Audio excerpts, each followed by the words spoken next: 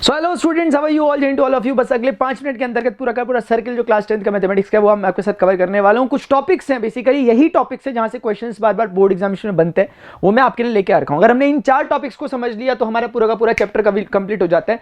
सबसे पहला टॉपिक, इस पर बेस्ड आपसे थ्योरम पूछी जा सकती है। क्वेश्चन सारे के सारे इसी पर बेस्ड बनते हैं। सर्किल एक एक्सटर्नल पॉइंट है, उसे टेंजेंट ड्रॉ किया PT1 और PT2, इसकी लेंथ इक्वल होती है, ये आपको प्रूव करने के लिए आ सकता है। या फिर आपको प्रूव करने के लिए आ सकता है कि PT1O और PT2O वाले ट्राइंगल्स दोनों आपस में कन्ग्रुएंट है, प्रूव करो। इन 3 तरह की वैरायटी क्वेश्चंस बन सकते हैं कि एंगल P और एंगल O आपस में सप्लीमेंट एंगल होते हैं, ये प्रूव करो।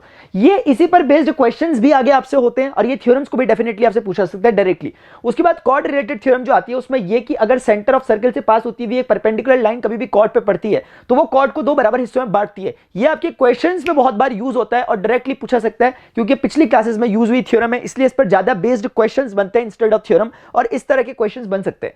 फिलहाल ये थर्ड वाली जो कि आपकी रिलेटेड है अल्टरनेट सेगमेंट थ्योरम से रिलेटेड एक्सरसाइज है, बहुत इंपॉर्टेंट है। अल्टरनेट सेगमेंट थ्योरम में आपको मुख्य रूप से बताया जाता है कि टेंजेंट है, ये एक पॉइंट है जो पॉइंट ऑफ कांटेक्ट है, ये किसी एक पॉइंट के साथ मिलकर एक कॉर्ड बनाता है। इन दोनों के एक्सट्रीम किसी भी सेंटर, किसी भी सर्किल पे लाई करने वाले पॉइंट के साथ जब कनेक्ट होते हैं तो ये एंगल और ये वाला एंगल इक्वल रहता है। इस पर बेस्ड बहुत सारे क्वेश्चंस होते हैं जो बोर्ड एग्जामिनेशन में बार बार पूछे जा रहे हैं। अगर कभी भी पेपर टफ बनेगा तो समझ लेना कि सर्किल बेस्ड क्वेश्चन यहां से आया होगा। आप चाहें तो इसकी थ्योरम की प्रूविंग भी समझ सकते हैं और मैं कहूंगा आपको कि आपको समझनी चाहिए, क्योंकि उसी पर बेस्ड क्वेश्चंस बनते हैं। अगर आपको प्रूविंग अच्छे समझ में आती है तो आप क्वेश्चंस को अच्छे से डील कर पाओगे।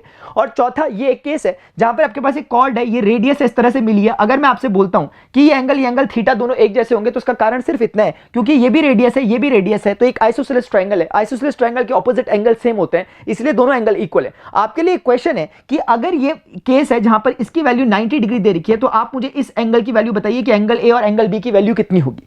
आप मुझे कमेंट सेक्शन में जरूर इसका जवाब देंगे। कुल मिला के बच्चों, अगर आप चाहते हो कि इस तरह के क्वेश्चंस भी हमें प्रैक्टिस करने हैं सर, क्योंकि मैंने आपको मुख्य रूप से बता दिया कि मेन कॉन्सेप्ट क्या होता है, कहां से आपसे क्वेश्चंस बार बार पूछे जा रहे हैं बोर्ड एग्जामिनेशन में। अगर आप चाहते हो कि इससे रिलेटेड सारे के सारे क्वेश्चंस ही सारे एक बार आप बता दो क्या हो सकते हैं, हम थोड़ा प्रैक्टिस करने के लिए रेडी हैं 1-1.5 घंटे की इस चैप्टर में, तो मैं आपको नीचे कमेंट सेक्शन में भी और डिस्क्रिप्शन में भी इस वीडियो का लिंक दूंगा। उसमें जाकर आप डायरेक्टली क्वेश्चंस को बहुत अच्छे से प्रैक्टिस कर सकते हो। लेकिन मेक श्योर कि इस तरह की जो चीजें आपको यहां पे दिखाई दे रही है इन पर आप ध्यान रखो, और इसके द्वारा अगर आप करोगे चैप्टर आपका कंप्लीट हो जाएगा। अभी के लिए इतना ही। कौन से चैप्टर में प्रॉब्लम है नीचे कमेंट सेक्शन में बताओ और इस चीज का आंसर नीचे मुझे दो। जय हिंद, जय भारत।